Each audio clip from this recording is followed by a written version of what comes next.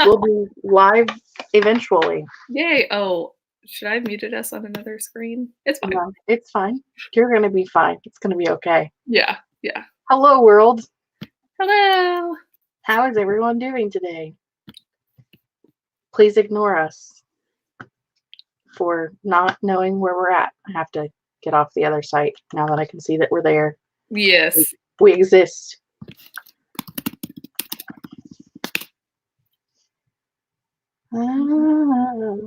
Reading comments. Yeah. Take your eye in the comments. I see they're all coming in. Everybody's here. All the fun times. We're going to make Kate hold in the book title even longer just to give everybody a little bit to get here instead of just like shouting it out in the first 20 seconds of the video. Yeah. That sounds fair. Yeah, no, that's super smart. I keep trying to spoil it. I'm the worst. In conclusion, Kate is the worst. Quit trying to ruin all the fun, Kate. Yeah. If you guys have secrets, don't tell them to me. Don't tell her your secrets. Yeah, it's amazing that I can keep any of my own. You have secrets? She's like, maybe. This is like the time I just say everything. She's like, actually, I do have this one and it's XYZ. Like, Goodness. that's gone. You don't have it anymore. Yeah. Look at all of our friends are here. Hello. They're all hanging out in the chat. Wonderful time. Today, we're going to kind of half-ass discuss planning for success. Yes. I'm really excited for this because I think New Year's might be one of my favorite holidays after Halloween. So I have loved all of the various goal setting and resolution setting that everyone has, but in doing all of those things, I like the talk about how we're actually going to achieve those. So I'm pumped. Sorry, I was reading Grapevines. Give up the secret of your romance pen name. I want to know. Well, here's the thing. It's definitely been on the screen before because we're going to go back to me not being able to keep secrets, just like how I have my real name in videos.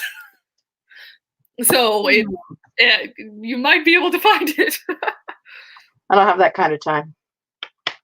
Oh, speaking of resolution-y videos, though, Grape Fries, I still need to comment on yours, but I really liked it. So if you guys are interested in extra resolution-y videos, Grape Fry has a good one. I have it saved in my watch later. Yeah. And I haven't got to later yet. It's still now.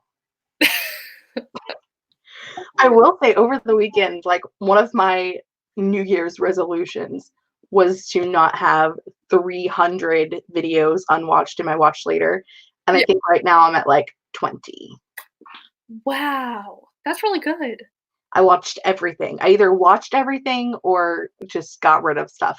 Like, I don't need people's TBRs from March. Right. Yeah. Probably don't need that. Or plan with me's from April. Yeah. Very true. I definitely need to go through mine and just get rid of stuff. But it's so tedious and it's so long that I almost want to just like start from new, like get all of them out of there. But also there are some that I want to watch still. So this is my problem. That's a conundrum. It would take like 20 minutes. Just do it. You say that.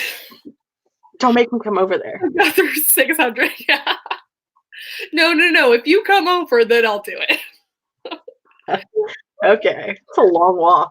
I don't know if I can drive that far. I might back into your driveway and take off a mirror. Or just do it at my house. It's fine.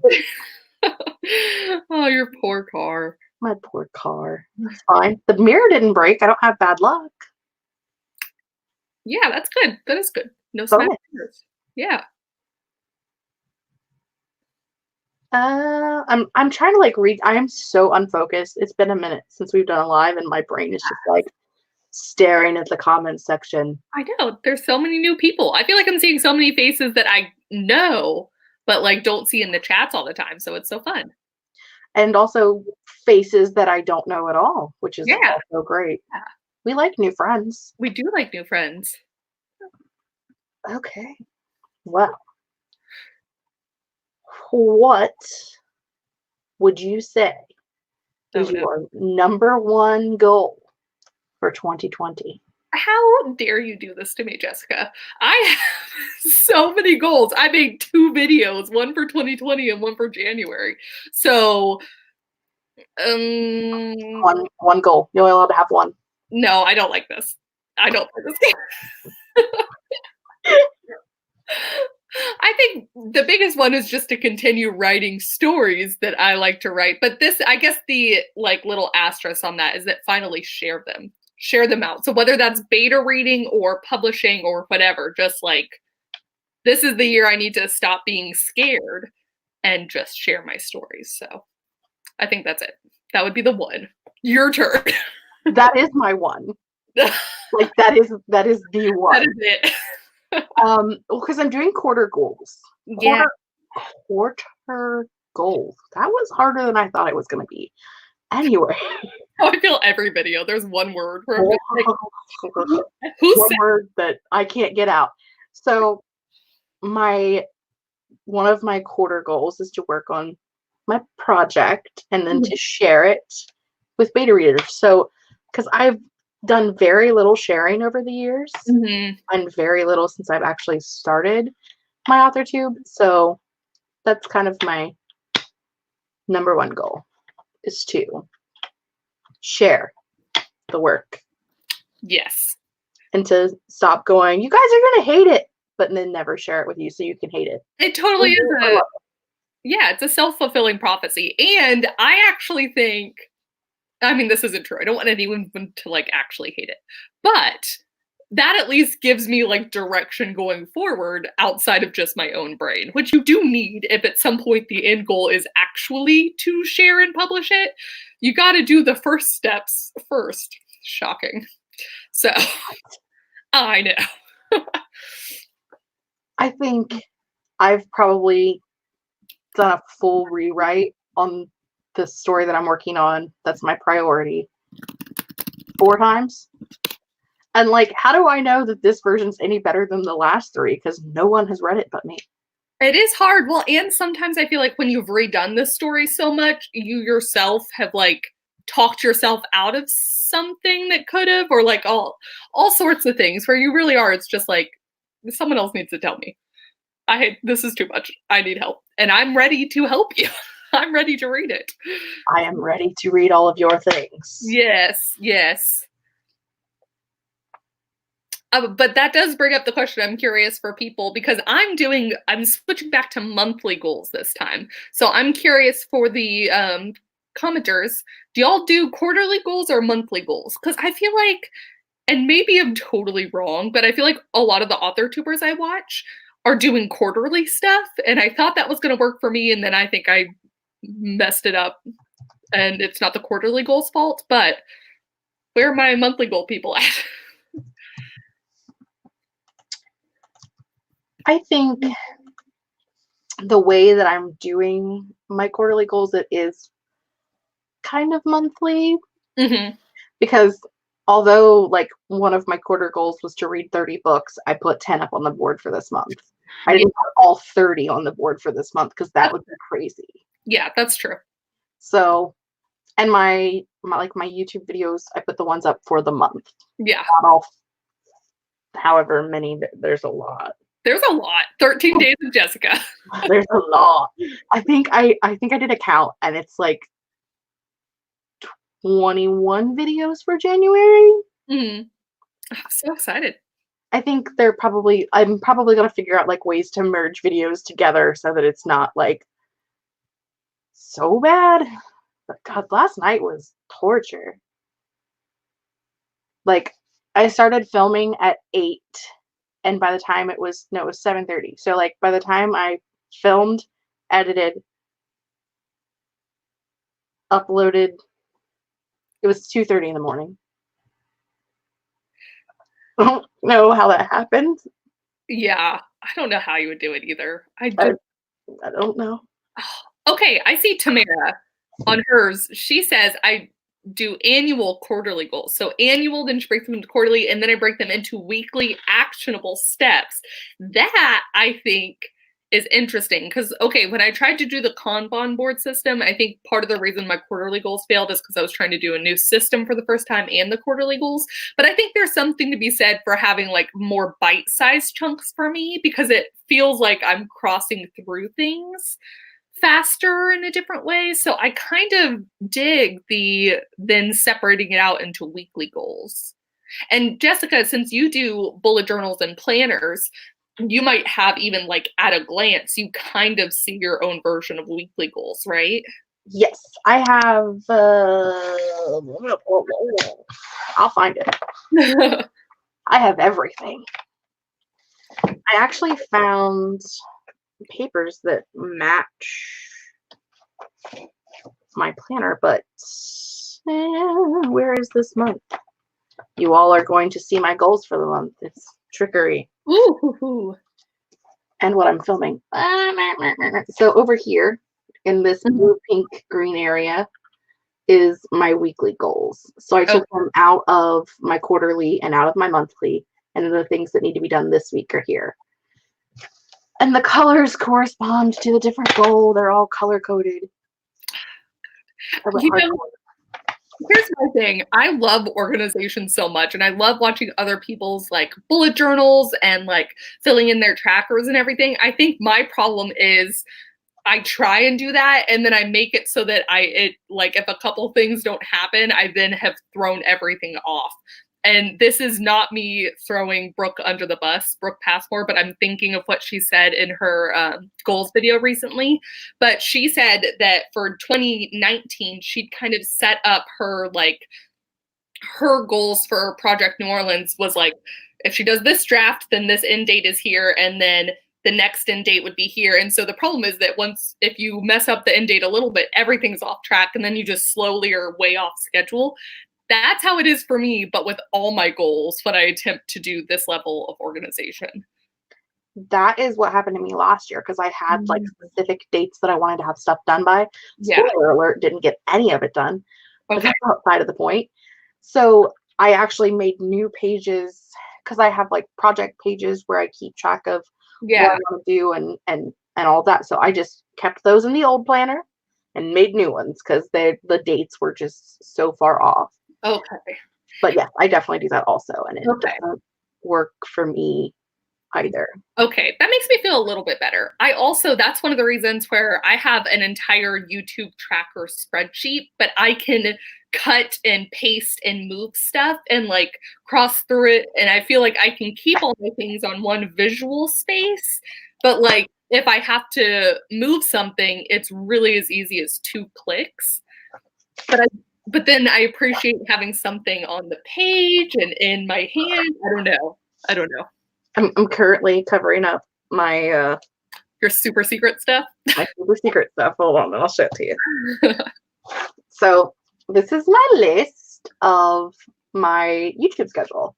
And then I put in the color I'm using. Ooh, where are we at? The color I'm using for this month. So I didn't forget it.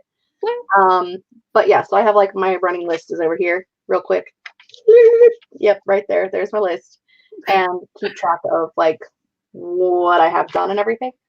And it's in dry erase or wet erase marker. So I can just erase and put back in anything that I need to put in. Yeah. Which is great. So works for me. Yes, the dry erase, I'm super fan.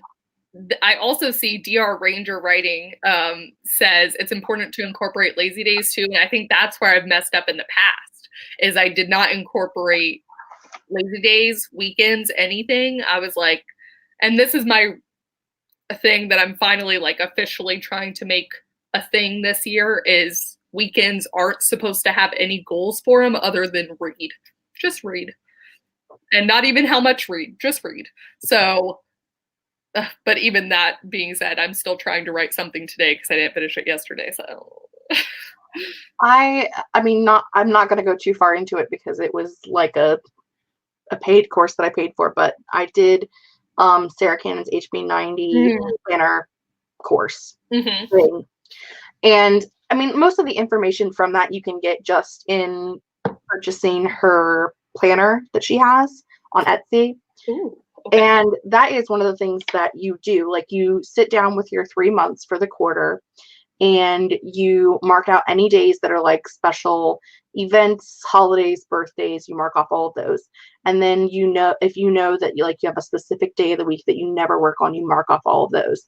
And then if you know that like you have kids and a couple of days a month the kids are sick or you're sick or something like that, you take all of those days out.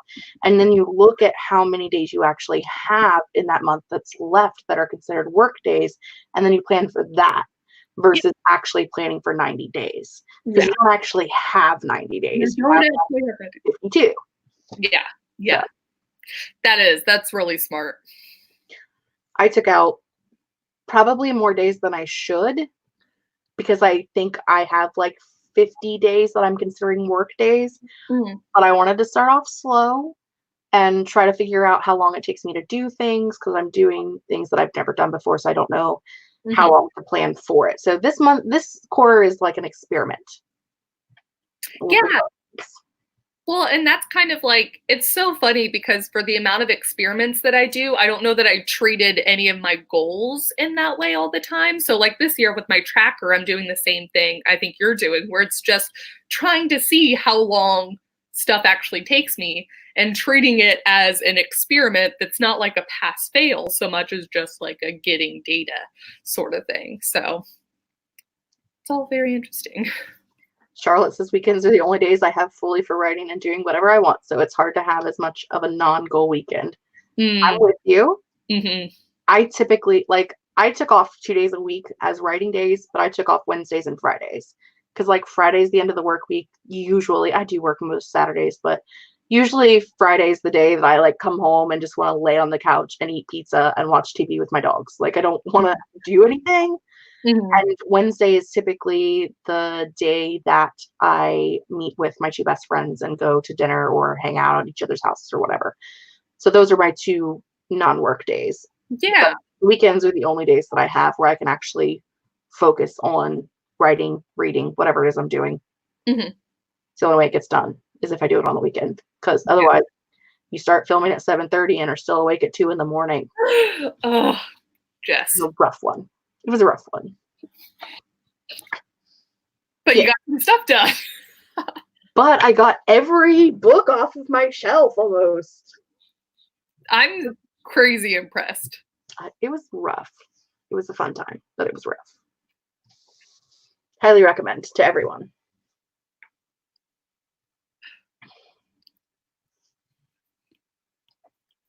Now I'm reading comments, so we're quiet. This is quiet time. Same. That's what, just trying to come back and see. I do see Anana's Descent says, I have a chronic illness and I never know when I'm going to need a sick day or 2 or 3, and planning for that has been difficult to navigate. I also have sometimes whenever I get migraines, I'm unexpectedly out for however many days after. And it's so disheartening just having one generally, but also then to how much it messes up my plan and, you know, trying to get back on track and all this stuff. So, and obviously similarly, you can't plan for those. So it just makes it hard. And for all of this, I'm trying to get better where I'm kinder to myself if something like that happens.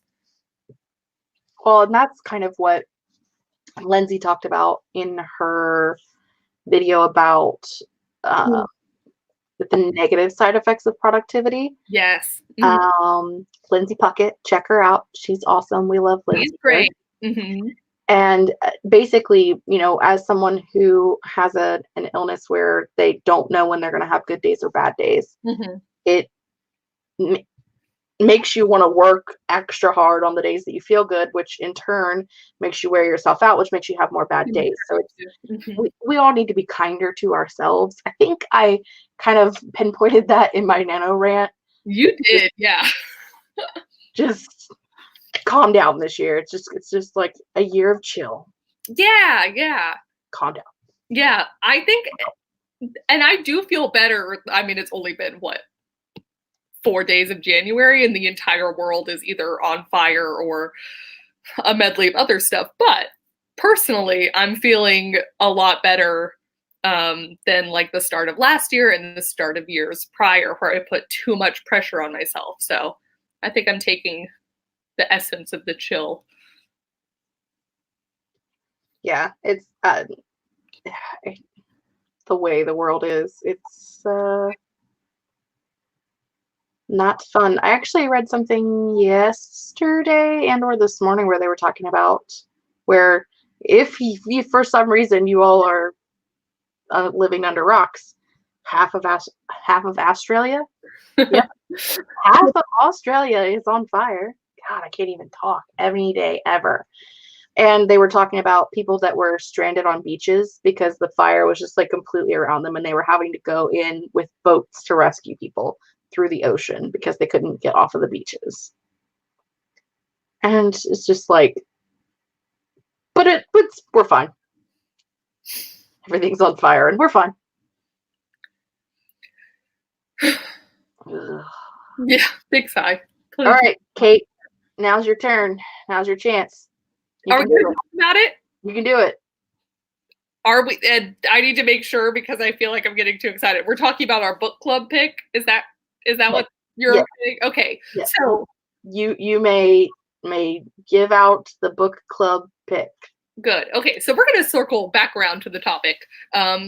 For those of y'all who, if this is your first chat, welcome. But also, we tend to meander. So Jessica and I decided to start a book club because we often eventually meander to TV shows and movies and books. Well, this month's book club pick, are you going to reveal it with me? Since I've been trying to reveal it everywhere. I'm so sorry. Poor Jessica. Okay, 1, 2, 3. A Discovery of Witches by Deborah Harkness? Yes, that's it. Whoever it is. Whoever. It's A Discovery of Witches. She's not ready. Yes, we put this up to a poll, and that one was the one that people wanted. There was a very close second place that we plan on reading next time. But we'll read this, and if y'all want to read it with us and then talk about it in February's chat, we'll talk about other books too. But, you know, if you wanted reading buddies to chat about a book, that's us now. That's us. That's us.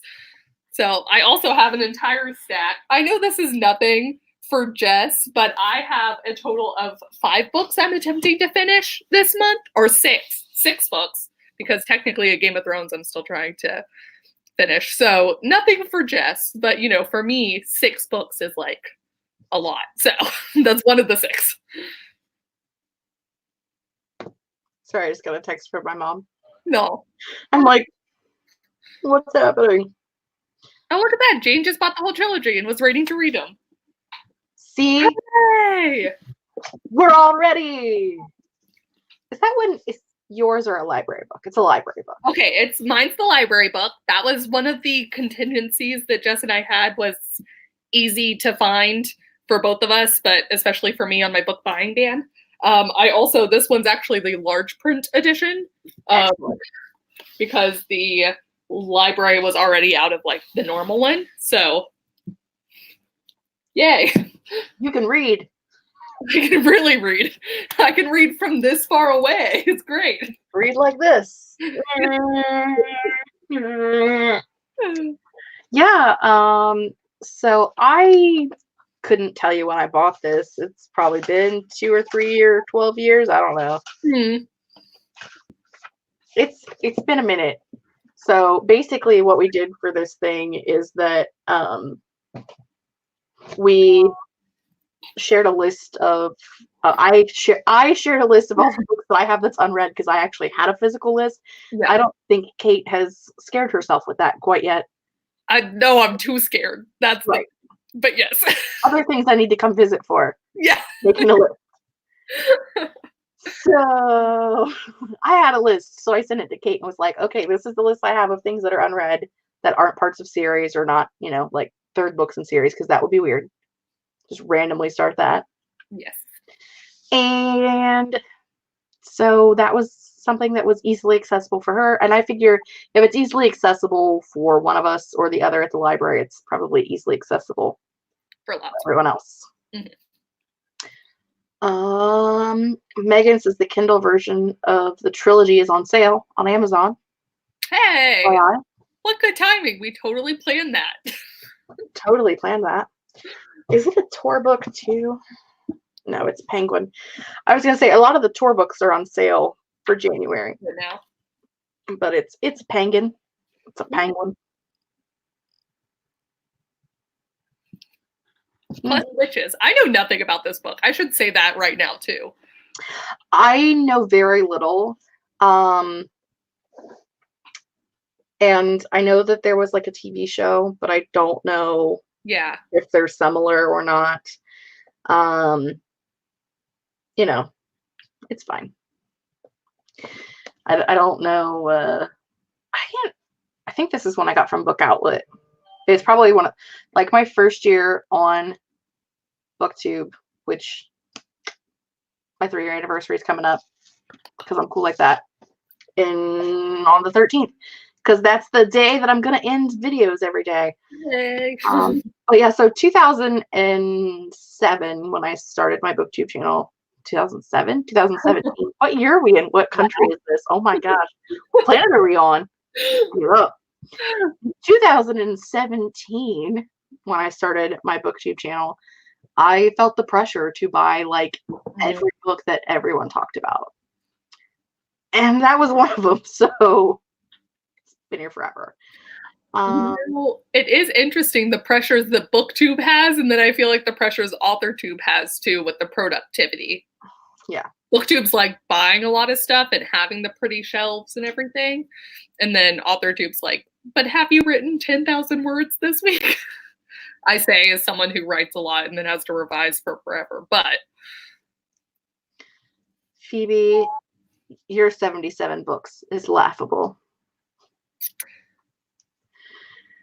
77 unread books. I have, well, at my check-in at the end of December, I had, I can't tell you what I had. You have to watch the video for that. My check-in at the end of November, I had 200. So that's it. That's fine. I have been meaning to go through, I deleted my old Goodreads account and then started a new one. And I've been meaning to finish going through how many books I own that I haven't read. Because basically everything, not these shelves, these ones are read. But like the rainbow shelves, not read. Haven't read them. So that's got to be about 200 also. Yeah, everything. I don't ever show my unread shelves in my videos because they're over up there on the ceiling. I show them sometimes when we chat about them. But everything back there that is empty right now, all of that is read. So at least I have some read books. I have read books on the shelf above me too because I ran out of room on the floor shelves. But spoiler alert, at some point in January, not one of the ones that's happening in the 13 days, but at some point in January, I will be doing a full bookshelf tour. Both shelves. Excited because I really do love the layout of your bookshelves and then all the stuff you have up above and everything. I think it's so cool. So I'm still a little confused on how I'm going to film the upper parts, but gonna give it a go. I have problems with books and buying books, and I need to behave myself. Putting myself on a book buying ban doesn't work. Well. I was on a book buying ban in 2018 and I bought 209 books. Like, I read 2018. I read 132 books, I think. It was either 113 or 132. Okay, but anyway, so I read like 130 books and I bought 209. And I ended the year with 204 unread books. I just, yeah. Yep. That's it. I have done relatively well on my book buying ban. The problem, or the great thing, this isn't really a problem. is that people give me books, which I love, but like, you know, friends and family, it's the holidays, here's a book because we know you love books, and I do. But that means that the numbers don't go down because I don't read fast enough for the number that I accumulate. So, well, read faster. Gosh. I know, I feel like maybe that's the answer. That's why I have a whole 6 books on my TBR for January, Jessica. Look, okay, I'm fine. Natalie, I only read 83 this year. I say only as a concession, but I only read 83 books this year. Only. So I think I need to be better about utilizing the fact that, I mean, I have an Audible account, a Libro account, a Scribd account, Hoopla, the Libby app. Plus, I could like go into the actual library. Like, I need to utilize those before I buy books, especially backlist titles. Mm-hmm. Like, why do I buy backlist titles and without knowing that I like it? That's really dumb. I shouldn't do that. See, and that's why that was where I got suckered in it. So when you're on BookTube, you can hold up a pretty book and people can see it. That's why. Yep. I know I'm totally a slacker, only 83. It's horrible. My goal this year is 82 because one of my favorite booktubers, Holly Hart's Books, she did a random number generator to decide what her goal was going to be for the year. Yeah. And she got 82. And she was like, I don't even know if this is going to happen. And I was like, I did 83 this year, so I'll do 82 with you. We'll just both have an 82 goal. Let's do it. Like, that's so fun. Working on it together.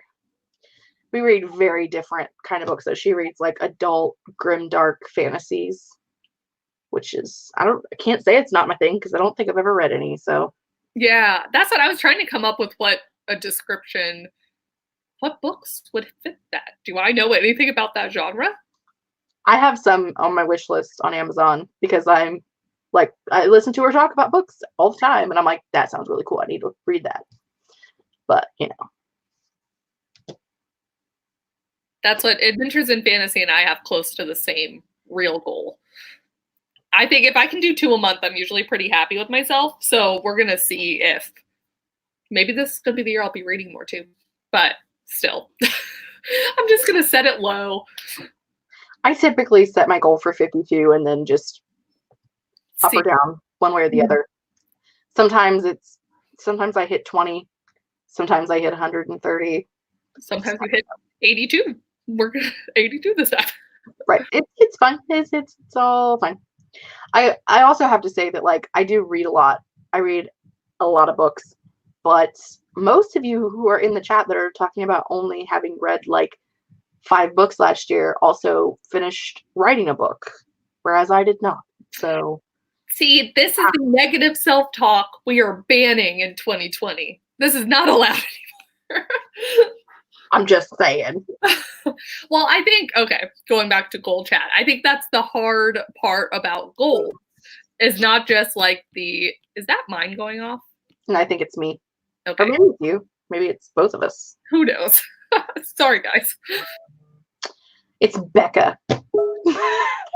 Becca, stop blowing up our messages. I can't remember how to turn off notifications. Okay, I got it. We're just kidding. We love you, Becca. Love you, Becca. I think I was going to try and say that's the hard part about setting goals is that you really do want to achieve the goals you set. Otherwise, you wouldn't be setting them in the first place. But then you get to the end of the year or the end of the quarter or whatever, and you're like, wait a second. I don't know if, how do you be kind to yourself like my goal is, and then not, why is Becca worried about Emily? Now I'm worried about Emily. That's what the first message was. Emily said she got out of bed and her living room's full of smoke.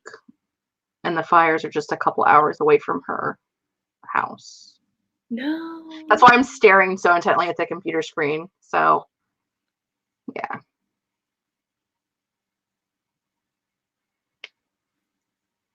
Sorry, we're all just like, no. because like we're trying to read and Shit's happening in the moment. That's why you keep your phone near you and yell at Becca for no reason. Dang it. Okay. No. Oh. It looks like Emily's safe. Hopefully her animals are okay. This is how it's so hard when half of Australia is burning and you're just like, how do you help people far away? And you're lost in this kind of like, oh no. I don't. Intense live reaction. I know. Well, and then like Charlotte, who's also in Australia, I'm not looking forward to going back to my place today because Melbourne is also so full of smoke.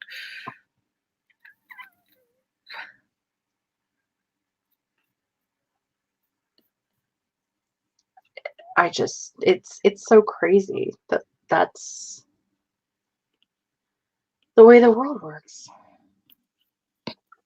Yeah, Phoebe said that they woke up this morning and the sky was just a hazy red, and Emily has said that to us in the past week or so, that everything is just, yeah. All the fire everywhere. You know what? I'll say it like really pisses me off is that like last year or the year before, the year that Texas flooded really bad, I think that was the year before last, but I have no sense of time frame. But like California was on fire, Texas was flooded, and I was like, why can we not, as an intelligent species, find a way to siphon water from one place to another? Like, could we not just transfer, like, because you have massive amounts of water and massive amounts of fire, and water puts out fire. I don't know if you guys know that or not.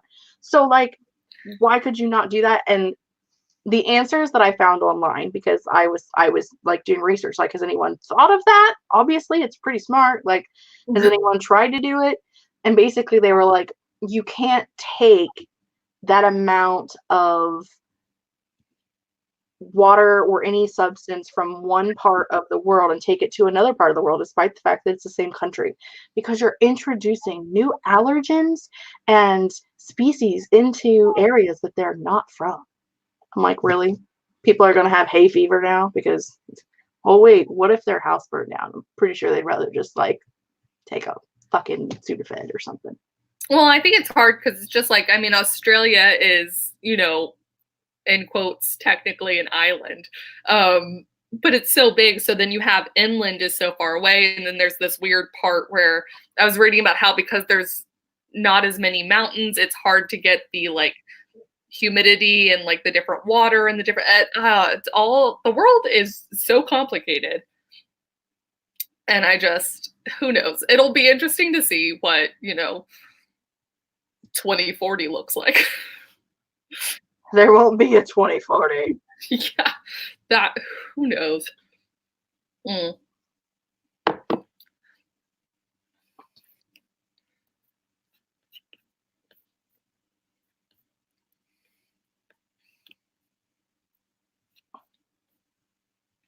Okay. All right. It looks like Emily sent us a picture, so it looks like Emily is good. Just Emily's smoke still infiltrating to her house. Yeah. She sent us a picture of them with her location. We can now stalk her if we try to go into a fire. Okay. I'm going to close that out so we can like focus. We know that Emily's okay, so we're going to focus now. That was just like really like crazy panic. Of course, if things were like really bad, would she be messaging us like, hey guys, my house is on fire. Come put it out. It's a 20-hour flight. Yeah. Anyway, what were we talking about? You know, goal. I don't know.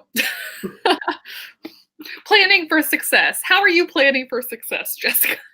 Oh, how am I planning for success? Yes. Well, I am, like I said, I took Sarah Cannon's HB90 planner method course, Suchi Mababa Jigger thing.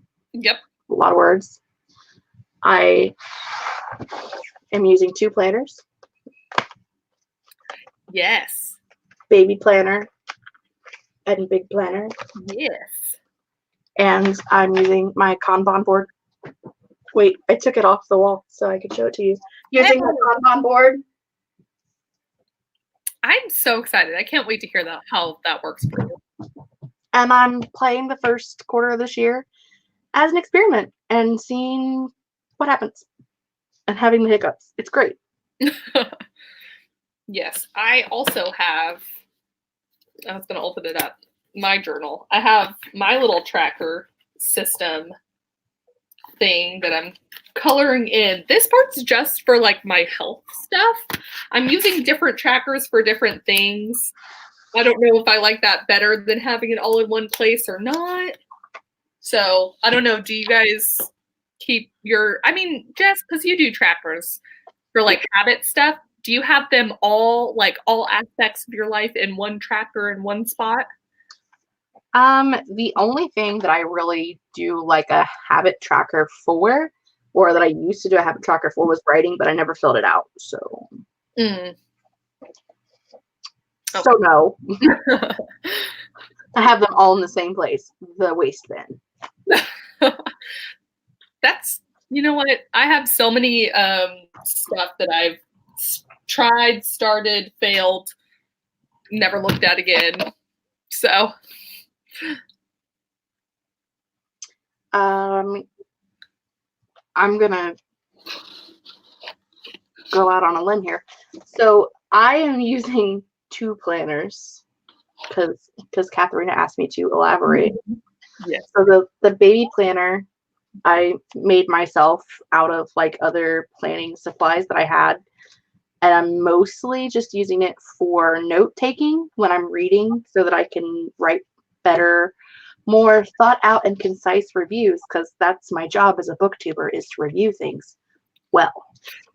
And like I have the front section, I have like anticipated releases, things like that I want to mark off. So last year I had my reading and my writing planner together, and this year my writing planner is this little baby planner by itself.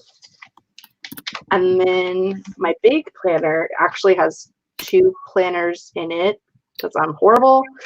And so I have like I showed earlier, this page is my writing planner. I forgot what it was. Mm-hmm. And then in the back, I have like my everyday planner. Ah. So I can keep track of like where I'm at, what I'm doing, what needs cleaned, what needs done. Yeah. All of that stuff.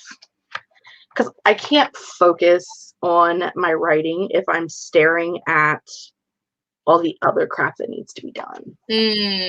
Yes. I have a similar issue where I try to make my workspace as clean as possible, especially since my workspace is in like my bedroom most of the time.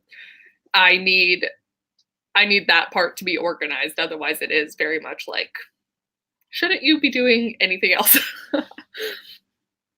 I've also been thinking of getting, in the past, I used a passion planner, and they separate your day out. This is what I loved when I was in I used it a little bit in middle school and then in college, where it was by the hour or by the 30-minute increments, and getting able to like piece off my day like that and fill stuff in if I had meetings or something. I kind of think that I want to get one again and go back to that system where I can kind of color code some stuff and like block out my time. But I haven't decided for sure because, you know, while it has worked for me in the past, there's also been plenty of times where I ignore it, and it gets back to if I don't do things on a certain time or day, like I said I would, then it kind of becomes useless. So trying to work that out in my brain, how I can make that a thing that I would like and a thing that would be helpful.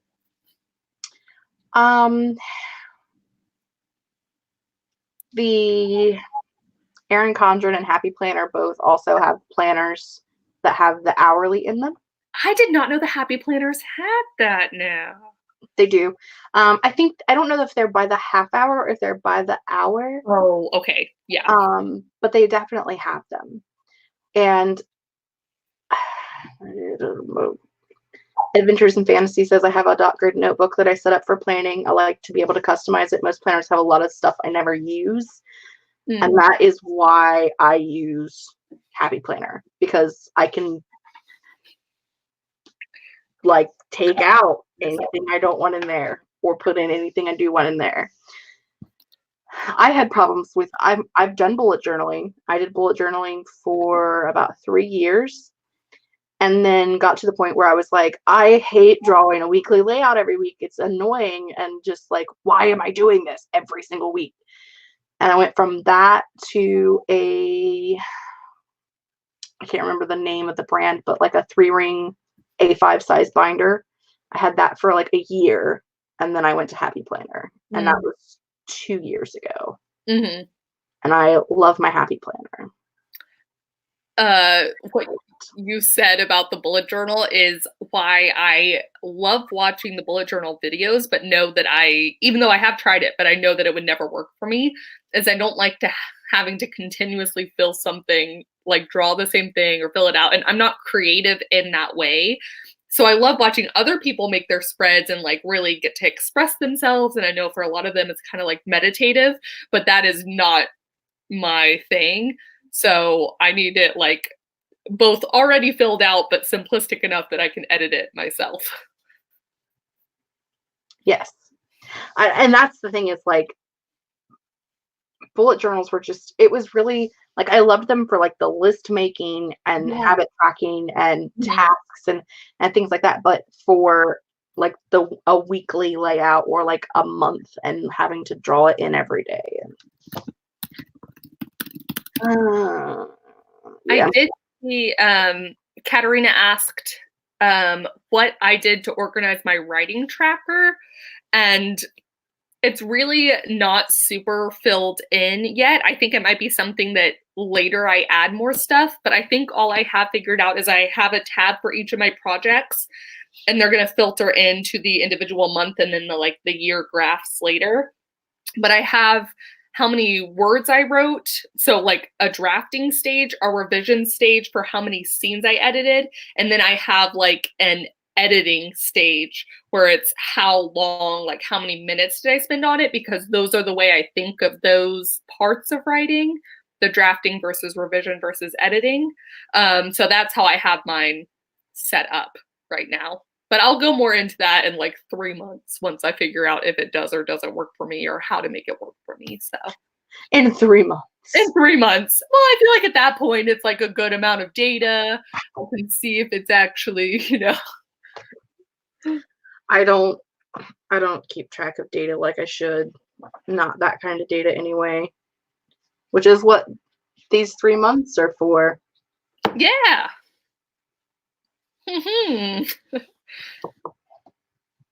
I think sometimes it's also hard for me to keep track of stuff because it kills the joy in doing the thing sometimes.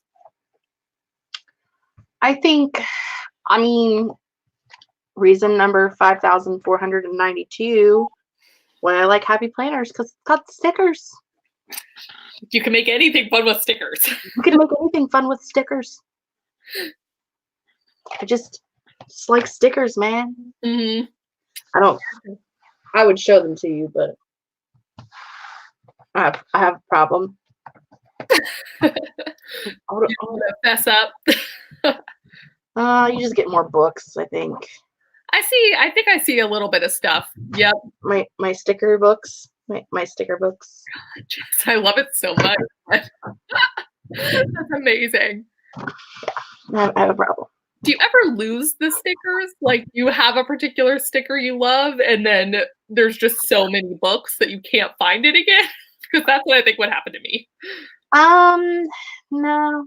No, don't have that problem. I just have a lot of stickers. I have like another stack behind it. Oh my God. Amazing. Because I also buy stuff on Etsy because I have a problem. Obviously, I like to buy things. See, but that's what I was gonna quote my dad saying. Like, there are worse things in life than buying books. If that's like your vice, what a great vice to have.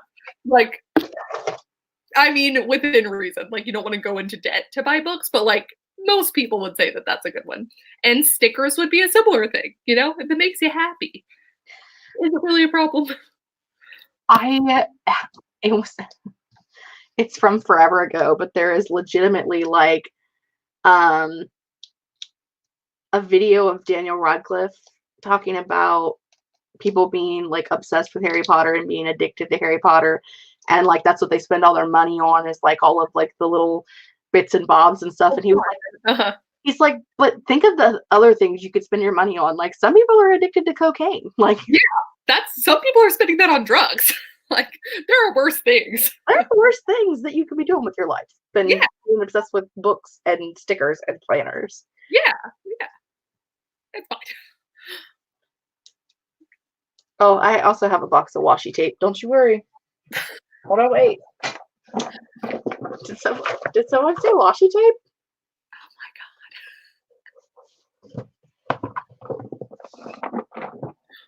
god. It's fine. It's all fine. I got lots of things. It's all fine. I feel like today has been really weird. Yes. Like, what are we going to talk about now? We talked about planning. What do you guys want to talk about now? Yeah. What are you doing to plan for success? What are you reading? Are you watching anything fun? I got a terrible, like, I don't know if it was a really quick, awful cold or if my allergies just hit in like full blast yesterday. It was bad. But so I think I slept for like 11 hours last night. So that's what I've been up to.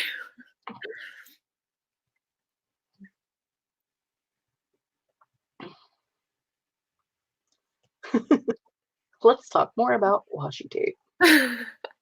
I like Charlotte says this chat has turned into a book addicts support group. Yes, book addicts, planner addicts, washi tape addicts. We're here for you. We are you. What's a new thing you're doing in 2020? I'm trying to try a new hobby each month. So crochet, which Jess actually also does, and I do have some questions for her at some point. So I am still crocheting, and I don't know, I'm going to pick some different hobbies throughout it, but I think that's probably the newest one. What's a new thing you're doing? Something new that I'm doing in 2020.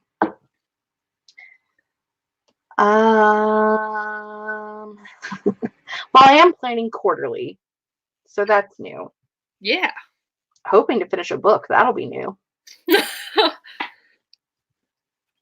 Yeah. And I am currently considering sometime maybe in the next quarter looking at pen names. Okay, why did you not lead this entire discussion with that, Jessica? Pen names? What? Well, because because the book that I'm finishing this quarter is so different from everything else that I write, I feel like it should have a different author name. I mean, as someone who completely prescribes to that idea, I just, I'm in support of you. I like that Becca is here in case she wants to dissuade you from it. Have you contemplated actual names? Like, are you trying them out in your head where you're like, I have one that I have had since I was a kid that like I used to use when I would submit to poetry collections. Oh, okay. So I may use that. I don't know. I haven't completely decided yet. Yeah. But I'm with Becca. Like, I want my name on things. I'm totally fine with like just having my name because it's my name. It's what I was born with. Not really. Someone decided to give it to me when I was born. Yeah. And I'm totally fine with my name. But I think that you do need to have, I think after the fiasco of Lee Bardugo's books this year, with the whole what is YA and what's adult, and now knowing what kind of content is in Ninth House. I haven't read it, but like I know the content that's in it because I've had discussions with some people versus what's in her other books. I would hate for a 14-year-old to like pick up my adult book thinking that they were going to get the same kind of content and not knowing what they're going to get. Right. So I think that between writing adults and young adults definitely needs to, I mean, even if you just go the Victoria Schwab VE Schwab route, Yeah. where there's a distinction between adults and young adults. Yeah. I feel like that's probably a good idea. Becca just tells them to read the description, they'll figure it out. Here's the thing. The poor Leigh Bardugo, that was more her publisher though, wasn't it? Like they marketed that book. They wanted Leigh Bardugo's popularity from Six of Crows and her other books, but they wanted that, and they wanted those young people to buy that book because they just wanted sales. I'm gonna sound very like harsh on the publisher here, but I fully believe that's what it was. They saw money, and so they purposely did not help market it the way that they should have. So publishers, the Book of the Month Club, yeah, they all a lot of shady stuff going on with that. It's all about the money of the Leigh Bardugo.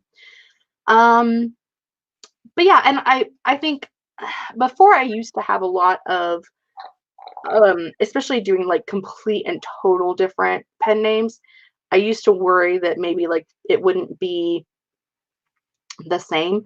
But if you talk about like people that read Myra Grant and Shauna McGuire, who is the same person, and both of their pen names, their pen name and their real name, and to be honest, I don't know which one's which, but they both sell really well. But you're getting, like, if you're reading a Myra Grant novel that you're getting a horror novel, and if you're getting a Shauna McGuire that you're getting something that's fantastical and whimsy. Like, I like that aspect of it. I like being able to know what I'm getting into without having to do research. Becca, I don't want to do research. Yeah. Also, I know a lot of people, especially people that read thrillers, that do not read the description of the book because a lot of times there's spoilers in the description on the book. That's a good point. Kayla is one of those people, Books and Lala. She does not read descriptions on thrillers because so many times, like, you'll get spoiled for a big plot twist in the back blurb. Yeah. Back to publishing decisions and choices and stuff. So Charlotte makes an excellent point that Neil Gaiman writes whatever he wants and lets everyone else deal with it. Yeah. I will also argue that he is Neil Gaiman. But like, I get it. I think it's such a personal decision, which is so interesting. Since, I mean, I obviously have talked about this before, but I look at it, once it's at the point where I want to publish it, to me, it now becomes this business decision for, my book. And there are some names that I like better, like my romance name sounds like a romancy kind of thing. And I want people to know that when they see a certain pen name, like Jessica was saying, that, okay, these are the romance books, you're going to have sex in them. Maybe the focus is something completely different than these books. And I think it's also because, the genres I write in are so distinct. Like the stuff you're getting from romance books are very like character driven heavy. And it's so much about the relationship between the two people and the two characters themselves is at the forefront, that when I go and write my young adult pirates book, it's much different. Like the people who like one thing, even though I'm the same author, won't necessarily like the other thing. And so in my mind, it's easier to make the distinction as a business decision that these are just different names and these are what they write. And that's awesome. So, it's all up to you. Becca said it wasn't always Neil Gaiman. And that is the thing, is like, it is a very personal decision, and I think that like it's what's right for some people isn't right for other people. And I think a lot of it really is just like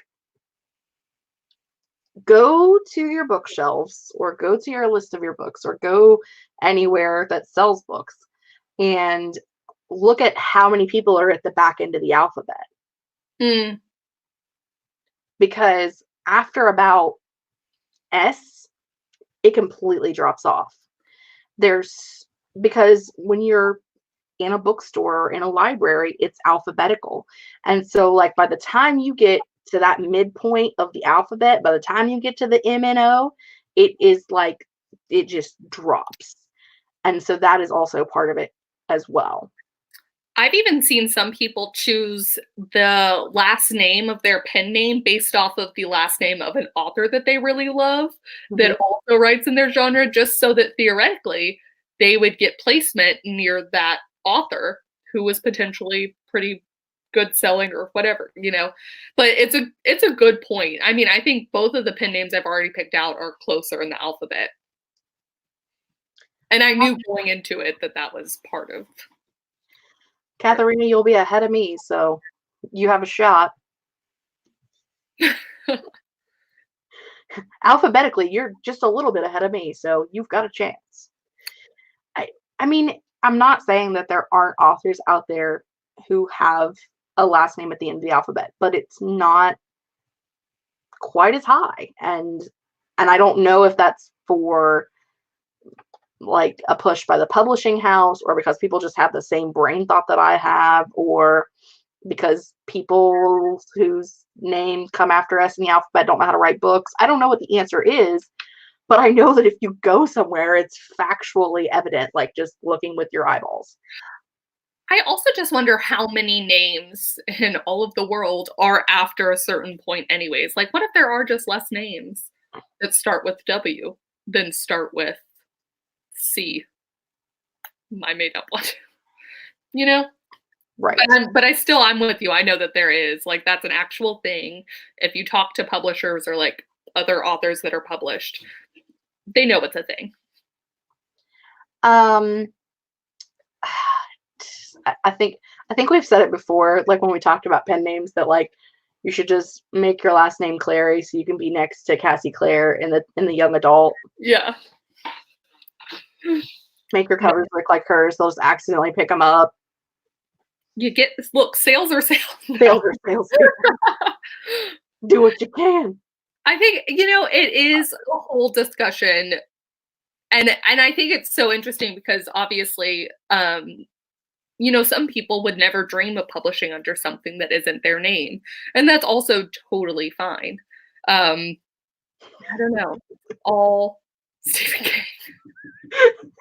Why does that sound so funny? That's exactly what I was laughing about too. Stephen King. Oh god, it sounds like you're from the South and you have a really big time in English, or Southern Ohio, whichever. Stephen King. Stephen King. Oh my gosh. I've considered, because Warriors is a high fantasy, doing initials rather than a first name, or a non-gender conformant first name, because females don't sell as well in adult high fantasy, and that's just fact. They're doing better now than they were before, but yeah, I think it's a whole thing because obviously you don't want to help perpetuate this problem, but also you want people to read your books.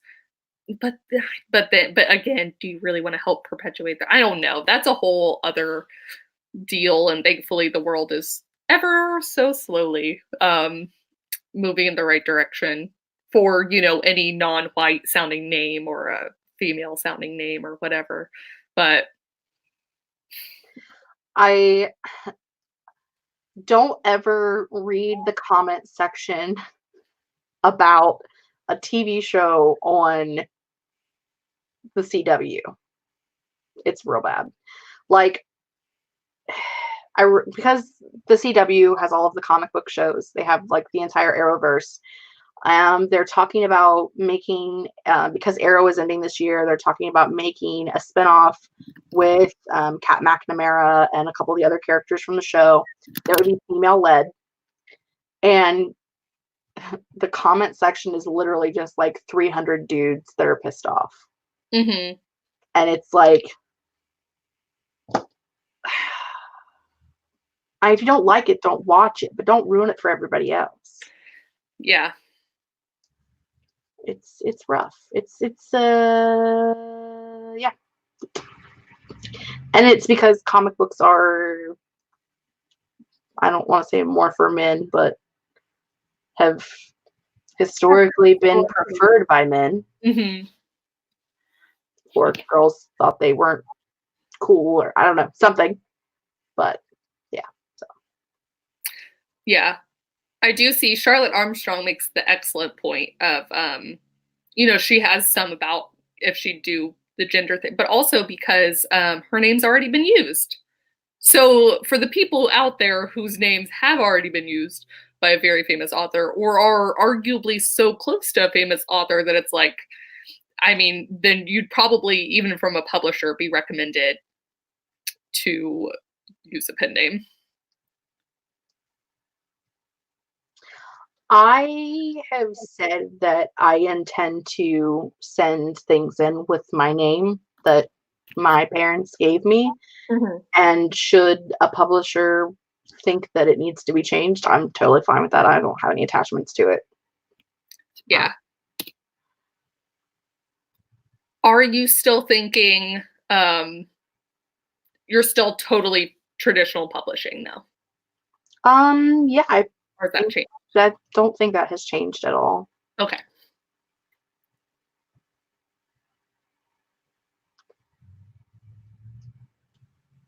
It's actually illegal if the author is famous enough. So names are so hard. They are hard. And it's just like,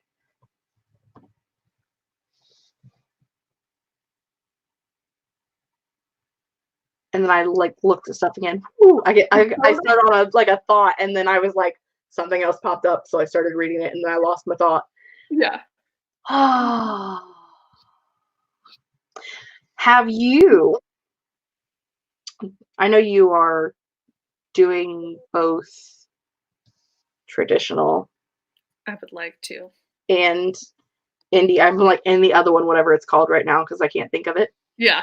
And indie publishing. So are you attempting to do your indie publishing first? Yes. Yeah, because I wanted to publish the first Meridian Maps book this year.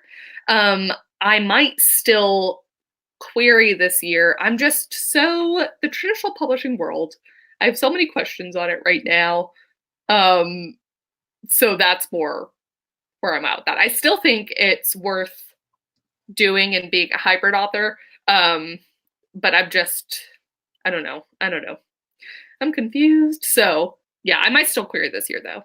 So arguably one could theoretically, no, indie publishing would happen first.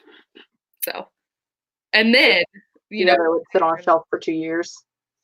Yeah, exactly. I was like, and another one, you got to wait for a while, I guess, actually. So it wouldn't matter. Even if I did manage to somehow get an agent and sell it, you would still be waiting for longer than when the indie publishing would come out. Originally, I wanted to publish all of the young adult books under Kate Kavanaugh, but that goes back into how well the Meridian Map sells. Because then traditional publishers do look at that for if they're going to publish you later. So it can either help you or more often than not hurt you. And then in that case, I might query under a different name even. So who knows?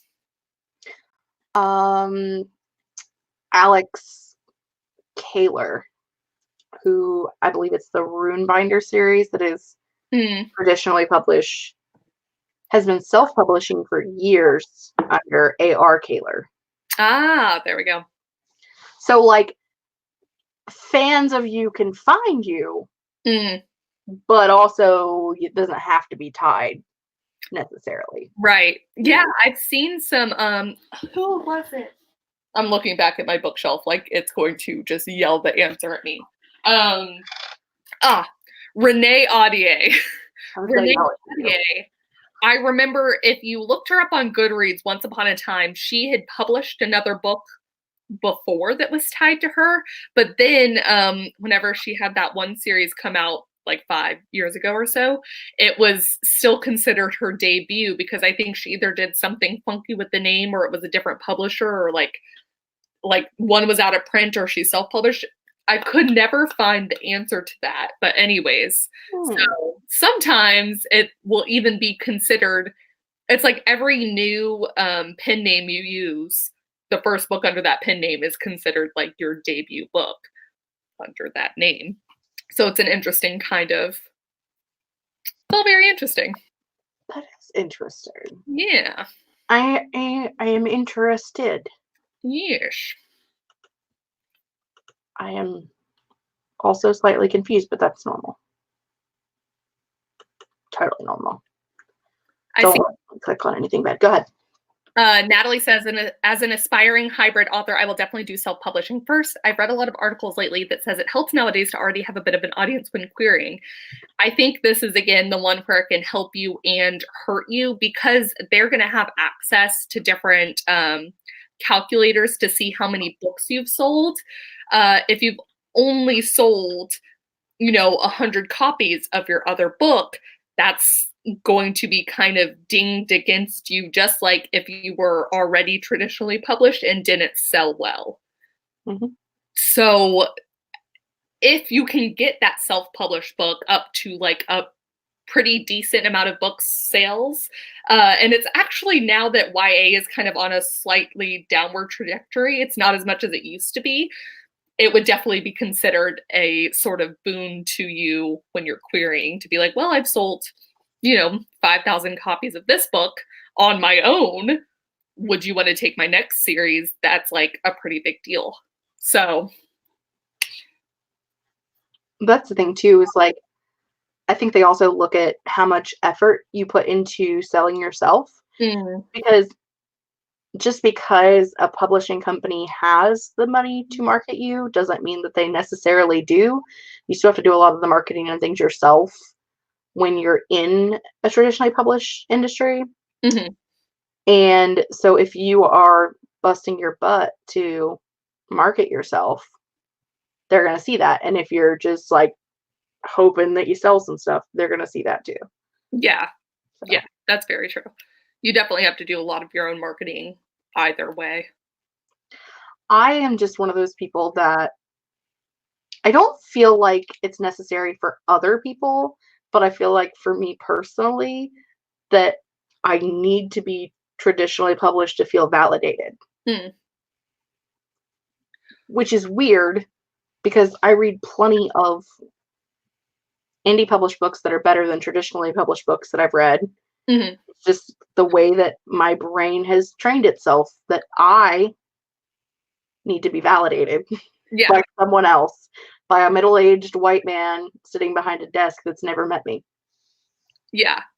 Well, but there's also, because there are so many steps, it's kind of like a constant validation that traditional publishing gives you, even if you take away the publishing house. It's like you have an agent who thinks that your book is not only great and they loved it, but also think it's marketable. And then you have the publisher and all the multiple people who might work at your house who think it's great and think it's marketable and all this stuff. So it's, I still get that. I totally get it. And I think that just calling it validation, I mean, I do think some amount is fully validation, but also, some of it is these people are theoretically book experts and that like their job is books. So to then be like, and to work on that with people, I think there's really something cool about the traditional publishing world for some stuff to have other people like collaborating on the book with you in some ways. Yeah. And that's the thing too, is, I mean, there are a lot of negatives to traditionally publishing, and yes, I think It's just funny because I want to traditionally publish, but I want to finish Warriors, which is the book that of the 12,000 that I have in my brain, it's the one that I would consider indie publishing over anything else. Because I don't want it to be dead in the water. Like, I want to finish it. I don't want to, like, have poor sales and it not sell and them not pick it up, and then you have for the rest of it. That's why I moved to the idea that if it was part of a series, I would not go traditional publishing, because there's too many ifs, and even as great theoretically as you might be, there's a lot of reasons a book might not sell in the traditional publishing world. And for you not to get to finish something that is yours is a tough is tough. And then for the readers who are interested in that, it would be tough to be like, well, the publisher doesn't want to pick any more books up because it didn't sell well enough. I don't know. There's lots. The whole thing is just tough. It's all hard decisions. How did we get into this topic? Oh my gosh. You were gonna use a pen name. I do see that Katarina says, do you have any tips for marketing yourself as a person that's more of a lurker than active on social media? Which I think is a very interesting question, because that's something that I have totally struggled with before, despite having a YouTube channel. So it might seem like that's not the case. But what do you think, Jess?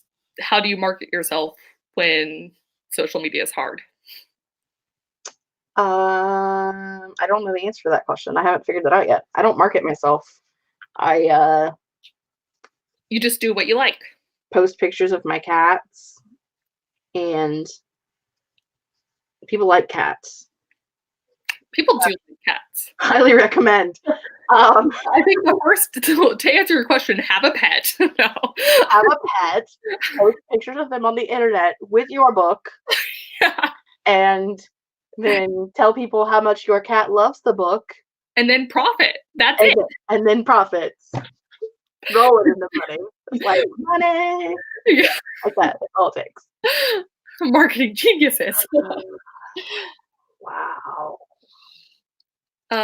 Yeah, no, I think it's hard. That's why I'm not on Twitter, because Twitter is hard for me.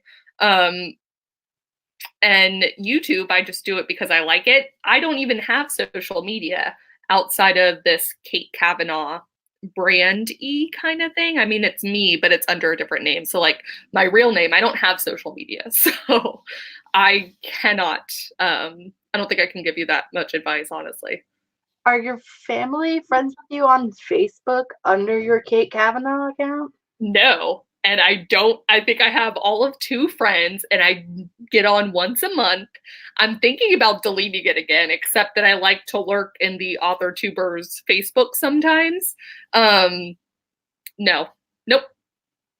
All my family and friends have my number, and they can just call me or text me. So. Are you 195? Yes, that's actually my secret. Let me just pull this mask off. Hello. I also am 195. I like granny crafts, hence crochet. Crochet. And cats. See? I mean, I guess I am more on social media than you are, obviously. Though you are more updated on Instagram than I am. You're like on there every day. I like Instagram. That's okay. Actual secret number 1, find the social media you like. Yes. And will actually use, and it doesn't feel like a chore. Yeah, I don't feel like any of them are a chore. I just feel like I forget that they're there because I have other stuff going on. Mm-hmm. And I don't use Facebook hardly at all. Literally, I have the Messenger app on my phone. I don't even have the Facebook app on my phone. I just have the Messenger app. And I have like the Messenger page bookmarked on my computer because my 2 best friends and I just have like an ongoing group chat in Messenger. Mm-hmm. And that's what we use all the time. Yep. I get on Facebook once, twice a week. maybe. I use it for looking stuff up, for like looking up local businesses, their hours and stuff like that. I don't use it for much. Yeah. Twitter, I like. It's okay. But I don't like Twitter. I like TweetDeck, which is Twitter but with control, because you can sort out like your groups and different things. So like the only tab that I even pay any attention to are AuthorTubers and BookTubers, and that's the only one I read. The rest, like, I follow celebrities and people I know in real life, and I don't read any of their crap. I just follow the ones of BookTubers and AuthorTubers. Yeah. That's it.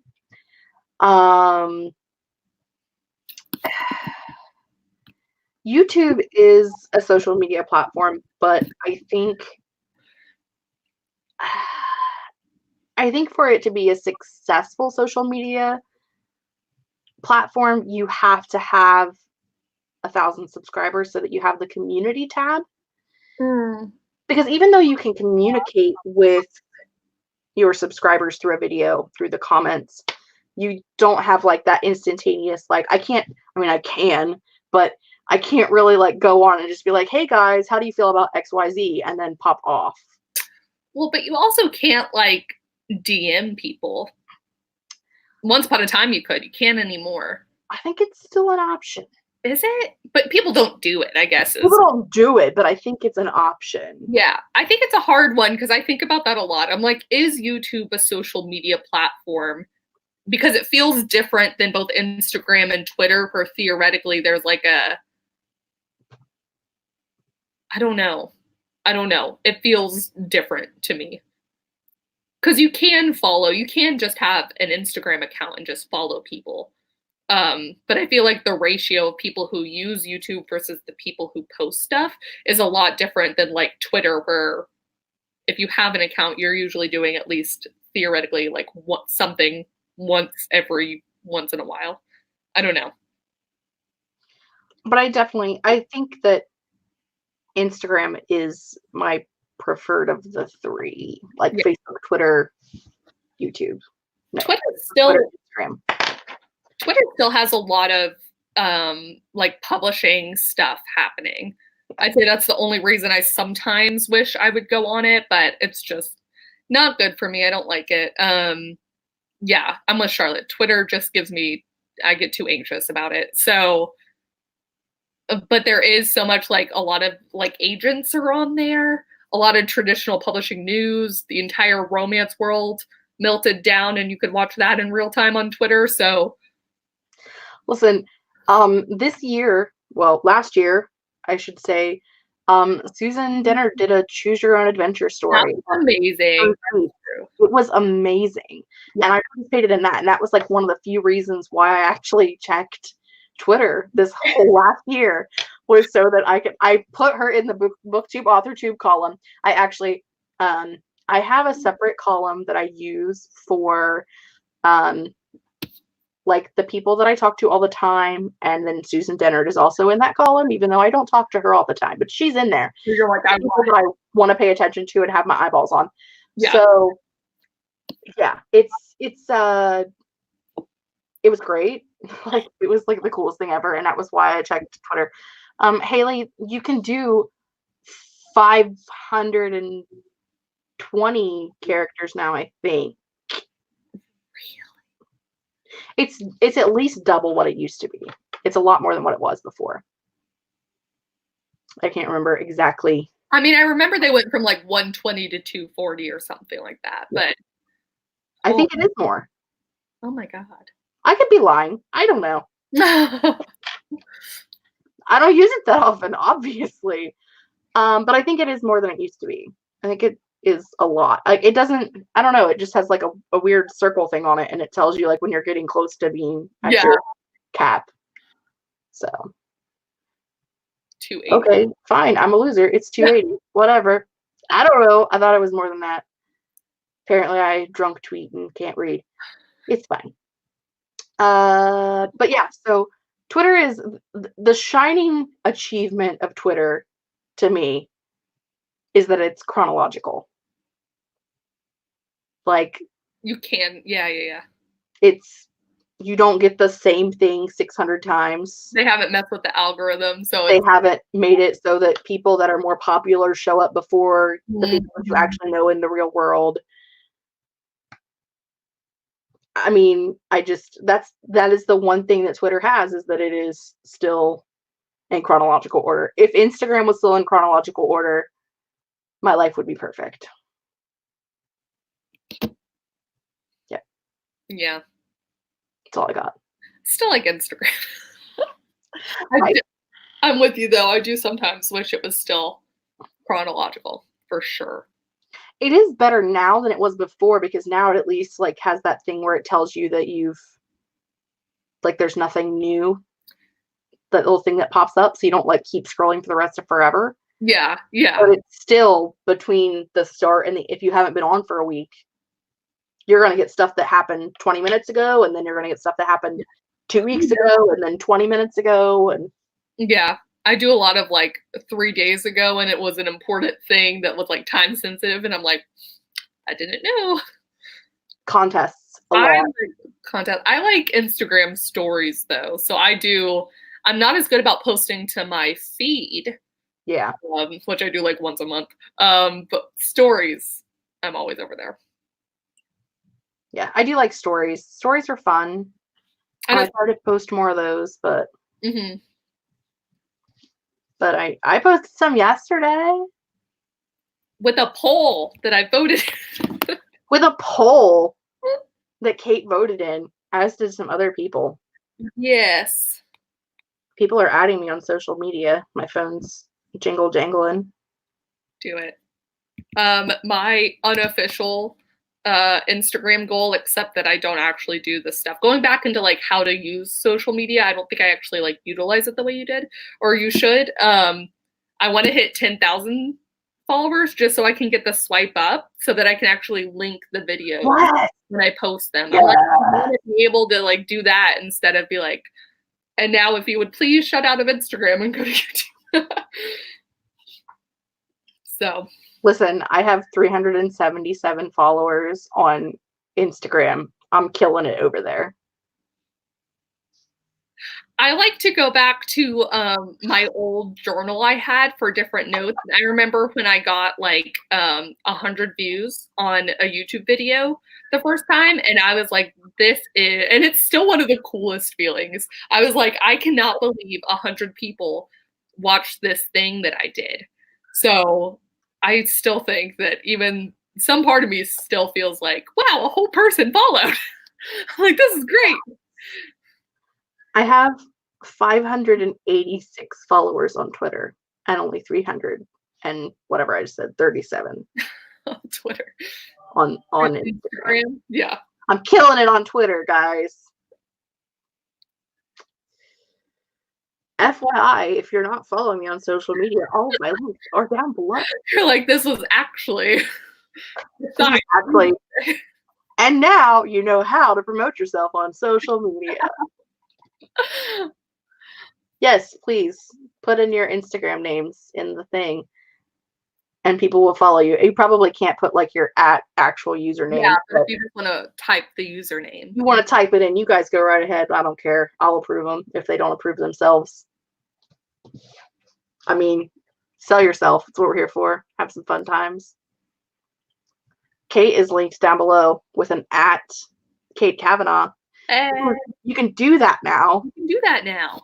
Because YouTube's like 30 years old and it finally got with the fucking times. Yeah. You can people. You can people now. I wonder if you can search yourself to see who have they figured that out yet? Oh my God, that would be so much more helpful. Because I don't think you can tell when you've been added. Like when yeah. Like when someone tags you in a video, like you have to know, like they have to tell you on another social media platform that they tagged you in a video, or you never figure it out. Yeah. Yeah. Or, just like watch everybody's videos. Yeah. There were some other questions before, but you and I really can talk about. We can really talk, turns out. What? What? Natalie, you now have 5 followers. That's right. I just followed like 12 people. It's a great time. Oh. Something happened on Twitter. It tweeted.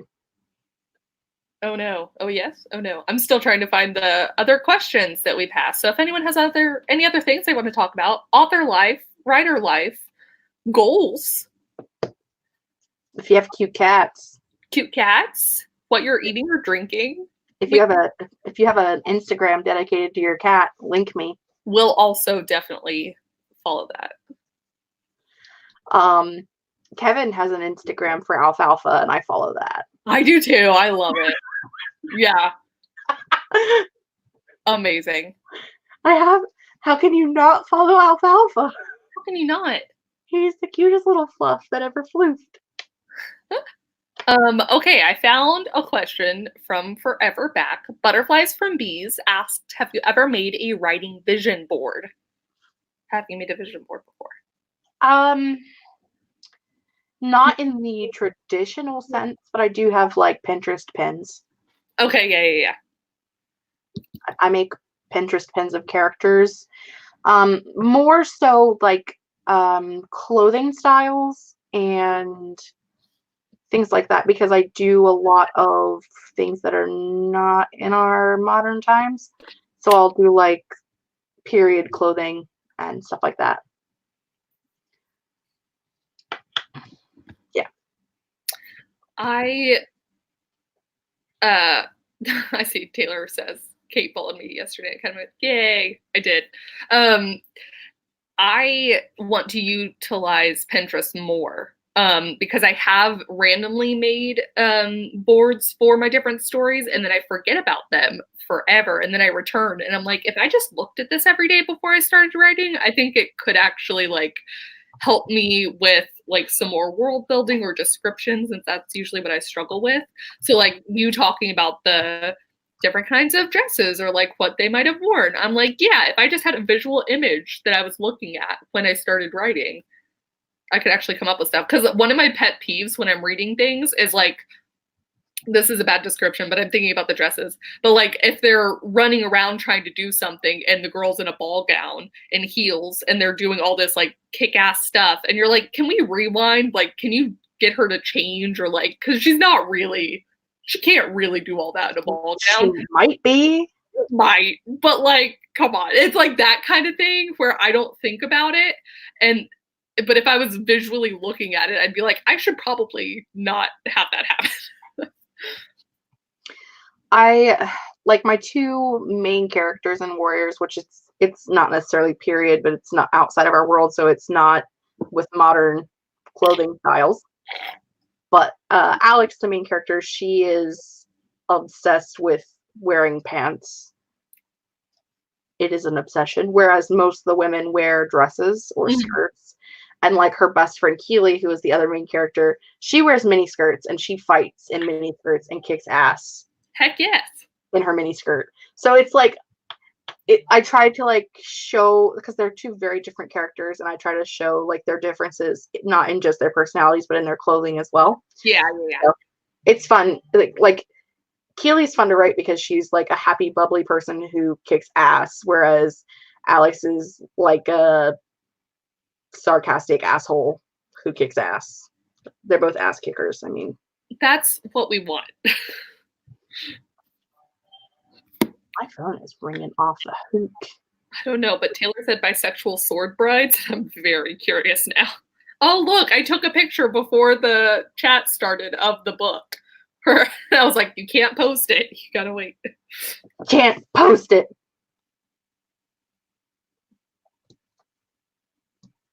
Yes, you have to write in that one line about how she rips the dress up the side so that she has enough room to kick. That's what makes the fight believable. Yeah. Nope, just Keely fighting in a miniskirt. Don't know how many times they see her underoos, but it's probably a lot. Have a good sleep.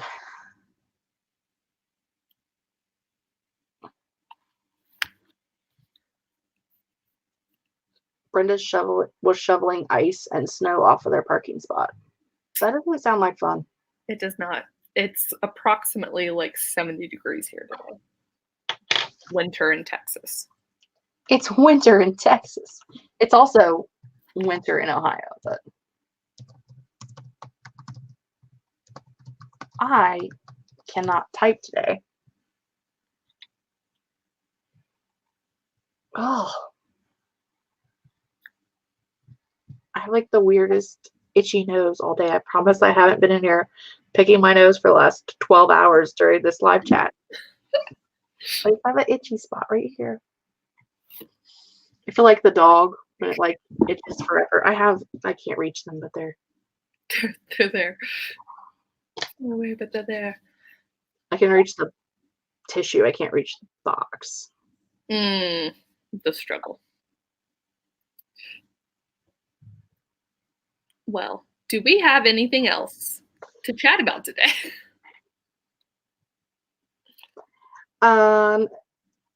As you said earlier, we have picked the book for March and April. Mm-hmm. We will need to pick a book next time for the following month. Oh, we do have other things to talk about. We're losers. We're changing the order that we do the lives in, because we've been doing them every other month on each other's channels, but because we don't want one person to have all of the book club talks, we're doing 2 months at a time. Yeah. So in February, it will also be on my channel. Yes. So it'll be January, February will be me, and then March, April will be Kate, and then back to me. So instead of every other month, now it's every 2 months. Yes. Because we didn't, not that either of us care about getting stuck with all of the book club talks. Right, but it felt more fair and even to do 2 months to break it up. Yes. So next month, we do not have the time planned nor the topic planned yet, but we'll let y'all know. We'll be talking about this. Yeah.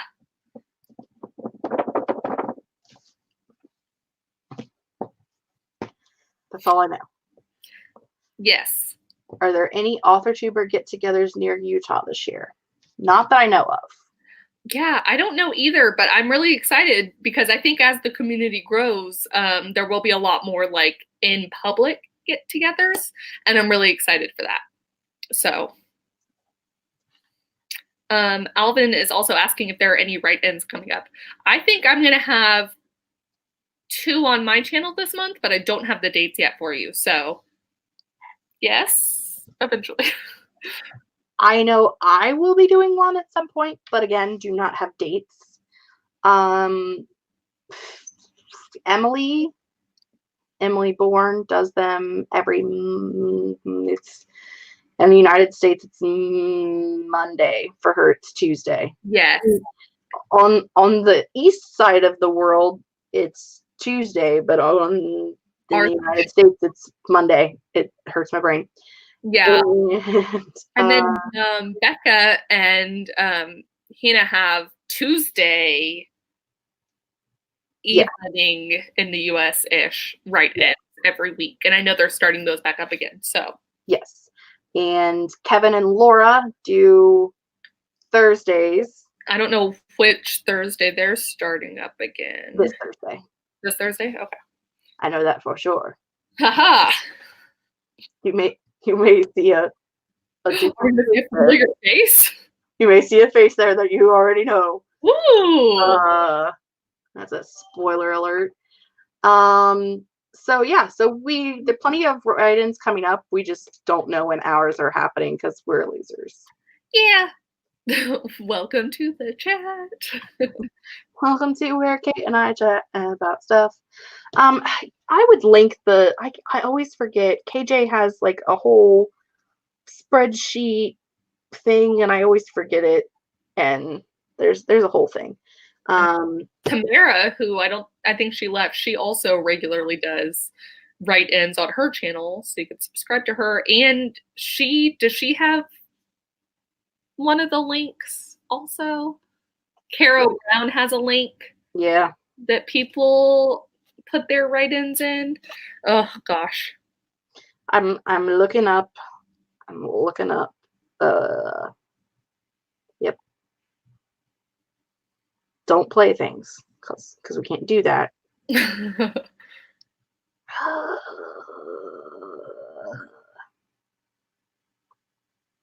Alvin says Holly Davis has 2 scheduled for this month. Yeah. This Novelty KJ. They have, I think they're one of the ones that has the big list of all of the things. It's so hard to keep up, guys. I'm sorry. It is the best kind of problem that there's just so many more author tubers and so many more of them doing write-ins, which Jessica and I talked about on a previous AuthorTube chat. So many people. In December, I think. So maybe I'm crazy. Maybe it's not KJ. Maybe it's somebody else. Heck if I know. Yeah. I was trying to find it, but I can't find it. So yeah. Danielle, I don't know when Brooke is starting hers up again, but when she does every other Wednesday usually and alternates if it's morning or evening. So, and then they have the AuthorTube write-in with Natalia and Mandy and Brooke. Oh my goodness. Anyways, we are not sure of all the dates. Brooke has one on Wednesday at 8:30 p.m. EST. I thought Brooke's next one was a morning one, not an evening one, but I can't tell you. Yeah. Butterflies from bees. There is a Google Calendar somewhere. I just can't find it right now. Yeah. I'm looking unsuccessfully. Anybody have any other last minute questions, requests, pet photos? I don't know. Does anybody have anything else? I have to bulk film today. Get some of those videos up. Yeah.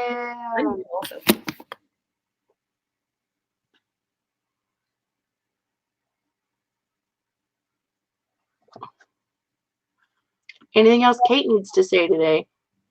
I don't think so. I think we got it. We're going to read this book. Yay! We're going to talk about this book next time. Make sure you guys take notes. Everyone's trying to figure out what Kate's romance pen name is. Don't worry, guys. I want to know too. Hey, there's a thing in here. Find out at some point. We'll find out one day when she writes something. Hopefully not too far into the future. One can dream. Yes. Okay, guys. I think we're going to call it for the day because we have lost our minds. So everyone have a wonderful day, and we will see you next month talking about a new book. Okay. Bye. Bye. End the broadcast? Yes, I would like to end the broadcast. Thank you.